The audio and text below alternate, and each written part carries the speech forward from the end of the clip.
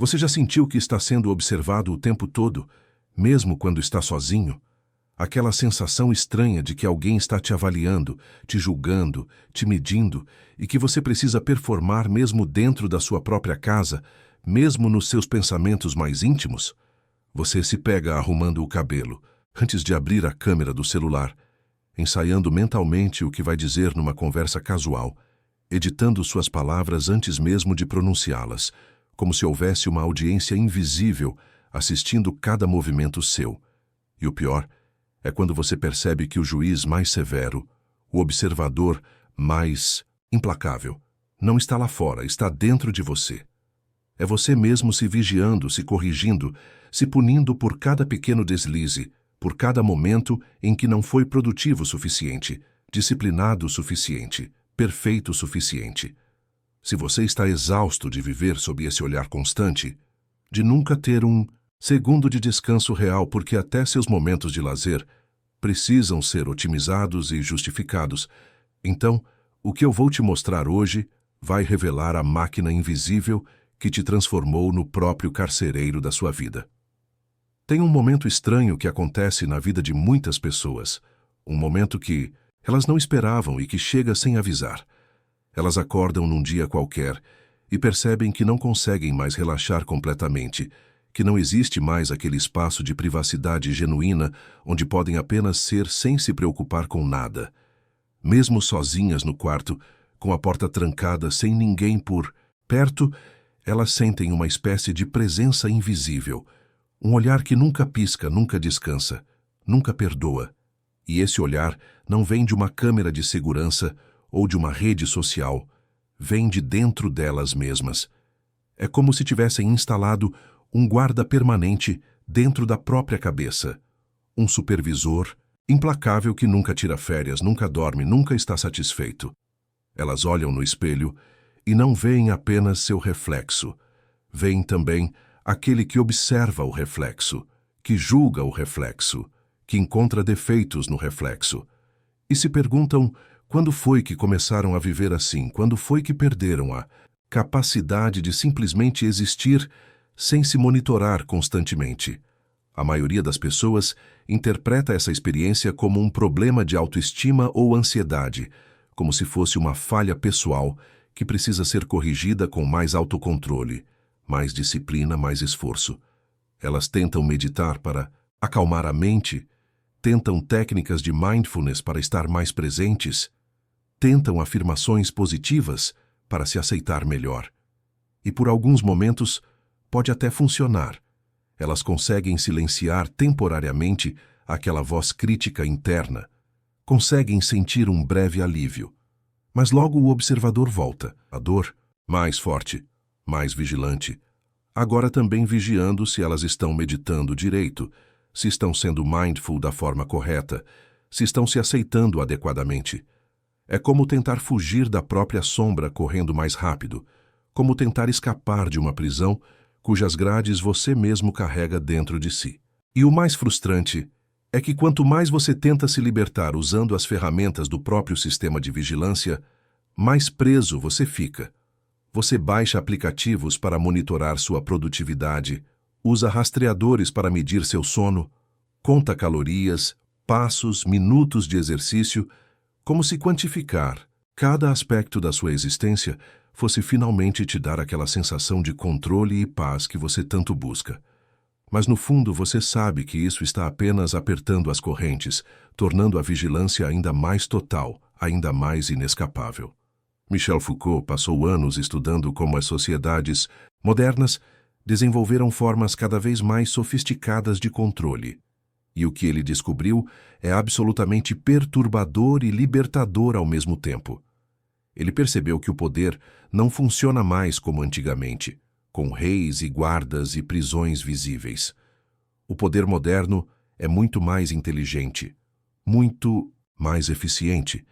Ele não precisa te vigiar fisicamente 24 horas por dia, porque ele te ensinou a vigiar a si mesmo. É o que Foucault chamou de sociedade disciplinar, uma sociedade onde o controle se torna invisível porque foi internalizado, onde você não precisa de um policial ao seu lado, porque você se tornou seu próprio policial. E a genialidade diabólica desse sistema é que ele se vende como liberdade, como autonomia, como autodesenvolvimento. Você não está sendo controlado, você está se aprimorando.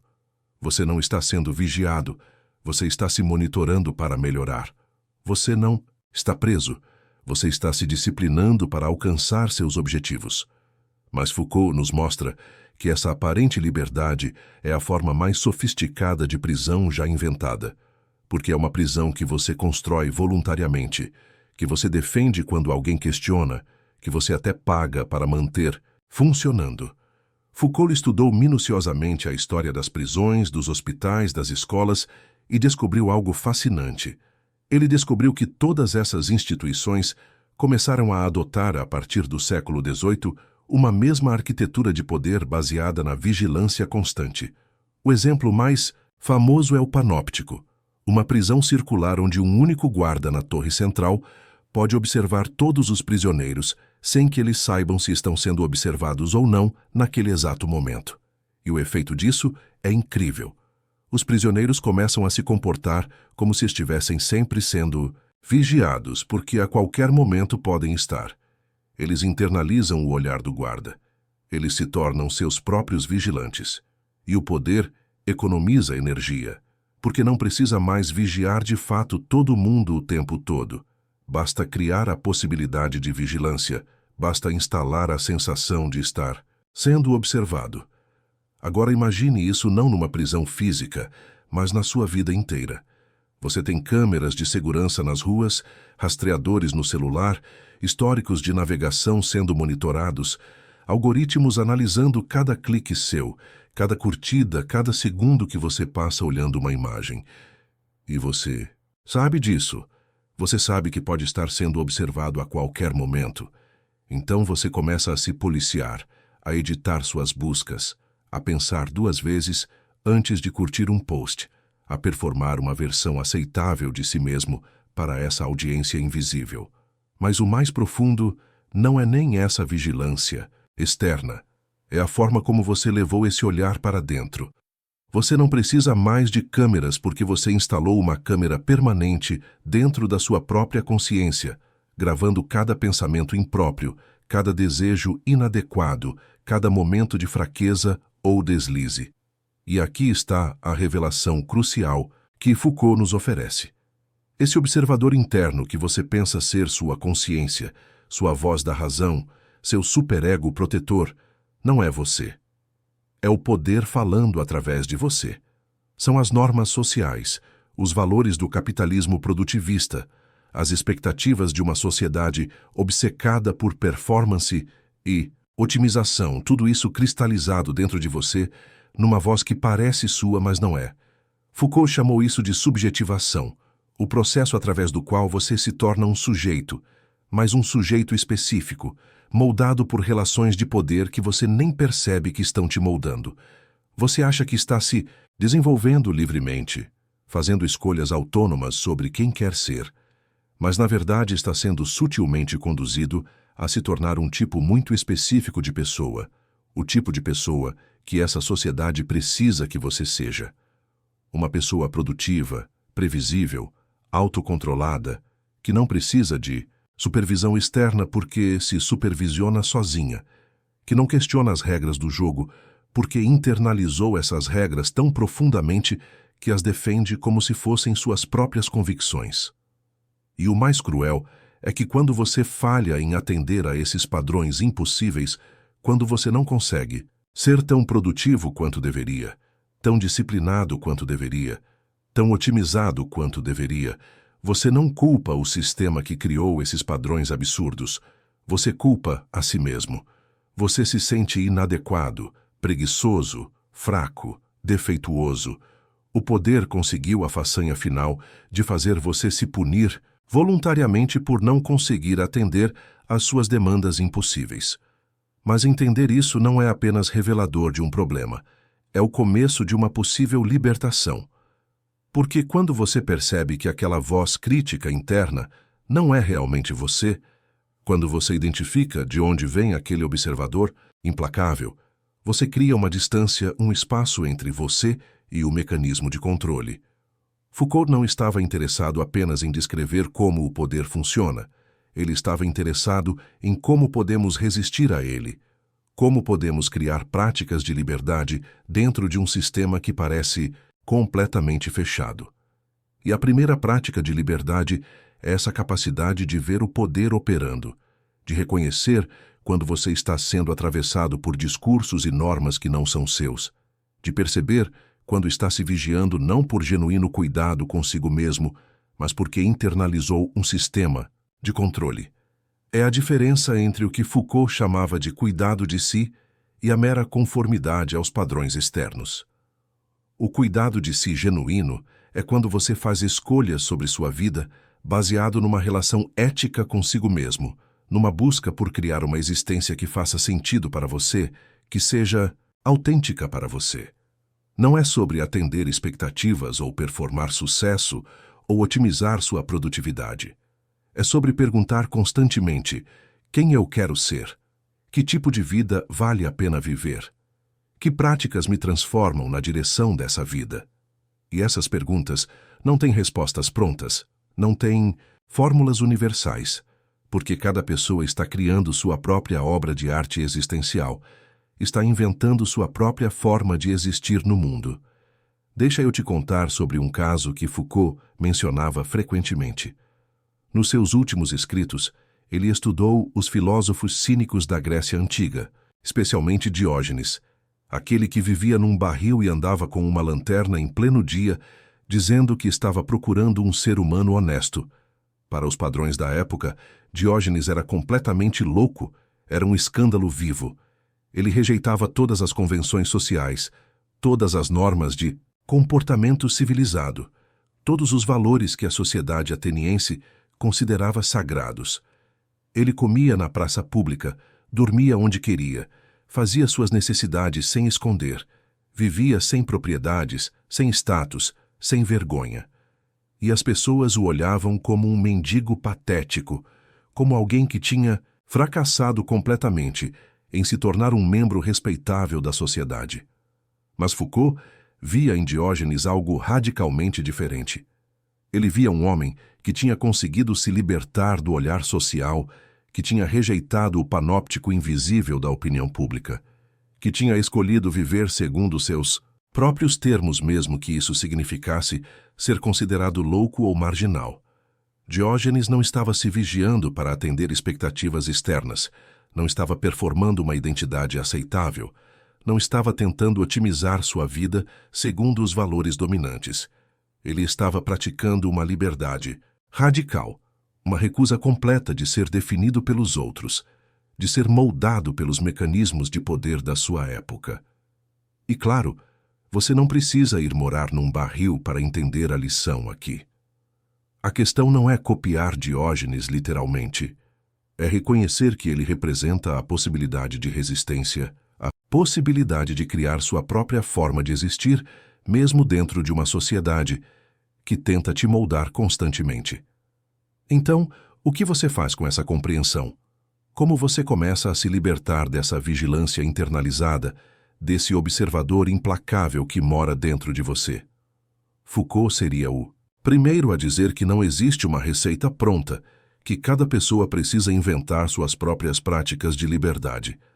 Mas ele nos dá algumas direções, alguns princípios que podem guiar esse processo de transformação. Primeiro, você precisa desenvolver o que ele chamava de atitude crítica, uma capacidade constante de questionar as normas que parecem naturais e inevitáveis. Por que você precisa ser produtivo o tempo todo? Quem disse que seu valor depende do quanto você produz? De onde vem essa ideia de que você sempre precisa estar se aprimorando, se otimizando, se desenvolvendo? Questionar essas coisas não é ser preguiçoso ou conformado. É recusar a ser governado dessa forma específica. É abrir espaço para outras possibilidades de existência. Segundo, você precisa começar a praticar o que Foucault chamava de cuidado de si, mas entendendo que isso não tem nada a ver com a indústria do autocuidado que te vende produtos e serviços prometendo que você vai se sentir melhor. O cuidado de si Foucaultiano é uma prática ética de se relacionar consigo mesmo como alguém que merece atenção, reflexão, transformação. É dedicar tempo para realmente pensar sobre sua vida, sobre suas escolhas, sobre quem você está se tornando. É fazer perguntas difíceis e honestas sobre se a vida que você está vivendo é a vida que você quer viver, ou se você está apenas seguindo um script que foi escrito para você muito antes de você nascer. Terceiro, e talvez o mais desafiador, você precisa aprender a suportar o desconforto de não ser totalmente vigiado, de não ser totalmente controlado, de não ter todas as respostas e todos os planos. Porque a verdade é que o observador interno também serve uma função psicológica. Ele te dá uma ilusão de controle, uma sensação de que se você se vigiar o suficiente, se você se disciplinar o suficiente, você vai estar seguro, protegido, no caminho certo. Mas essa segurança é uma prisão. A verdadeira liberdade, a liberdade que Foucault estava interessado, envolve um grau de incerteza, de imprevisibilidade, de abertura para o desconhecido. Envolve deixar de tentar controlar cada aspecto da sua existência e aprender a dançar com a contingência, com o acaso, com as possibilidades inesperadas que surgem quando você para de seguir o roteiro. E isso assusta, porque fomos treinados a vida inteira para buscar segurança através do controle, para acreditar que quanto mais nos vigiarmos e nos disciplinarmos, mais protegidos estaremos. Mas Foucault nos convida a considerar que talvez o caminho para uma vida mais plena, mais autêntica, mais livre, passe justamente por aceitar que nunca teremos controle total, que sempre haverá aspectos de nós mesmos que escapam à vigilância, que excedem as categorias e os padrões, e que isso não é uma falha, é a própria condição da possibilidade de transformação. E antes de continuar, eu preciso te perguntar uma coisa, e quero que você seja completamente honesto, nem que seja só consigo mesmo. Você já se sentiu assim? Já passou por essa experiência de viver sob vigilância constante, de nunca conseguir relaxar completamente, porque sempre tem aquela voz te avaliando, te julgando, te dizendo que você poderia estar fazendo melhor? Porque eu sei que quando a gente está passando por uma coisa dessas, a gente se sente completamente sozinho, como se fosse o único ser humano no planeta Terra vivendo aquilo. A gente olha ao redor e todo mundo parece estar bem, todo mundo parece ter as respostas, e aí a gente pensa, o que é que tem de errado comigo? Por que só eu não consigo? Mas a verdade é que você não está sozinho. Tem milhares de pessoas assistindo esse vídeo agora que estão sentindo exatamente a mesma coisa que você. E sabe o que ajuda mais do que qualquer teoria ou explicação? É perceber que outras pessoas entendem, que outras pessoas passam por isso também. Então, desce aqui nos comentários e escreve só isso. Escreve: estou passando por isso agora.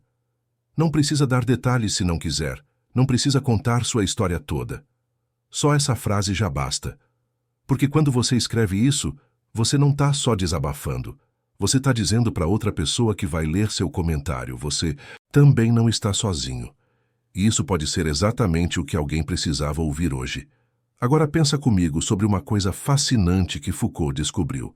Ele percebeu que os mesmos mecanismos que nos controlam também podem ser usados para nos libertar. É o que ele chamava de práticas de liberdade. Usar as técnicas de transformação de si mesmo não para se conformar a padrões externos, mas para se inventar constantemente, para se tornar uma obra de arte viva.